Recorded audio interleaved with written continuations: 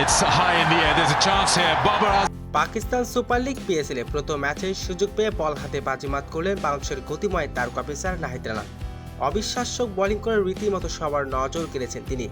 ইসলামাবাদ ইউনাইটেডের বিপক্ষে 4 ওভার বল করে 15 রান খরচ করে 4 উইকেট শিকার করেছেন তিনি। নাহিদ রানার প্রত্যেকটি বলে ছিল 150 গতির উপরে। নাহিদ রানার বলে ব্যর্থ ইসলামাবাদ ইউনাইটেডের ব্যাটাররা। নাহিদ রানার বিধ্বংসী বোলিংয়ে এদিন সর্বোচ্চ জয়ের দেখা পায় পিশোর জালমিস। দর্শক, ভিডিওটি না টেনে সম্পূর্ণ দেখার অনুরোধ রইল।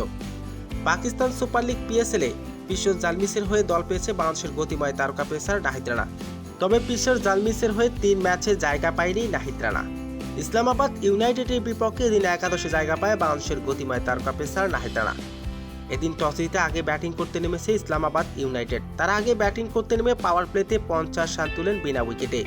এরপর বোলিংয়ে আসে বাংলাদেশের নাহিদ রানা। প্রথম বলেই বল হাতেই করেন বাজিমাত।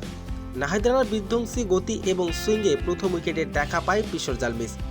এদিন একের পর এক উইকেট তুলে নেয় বাংলাদেশের গতিময় তারকা পেসার।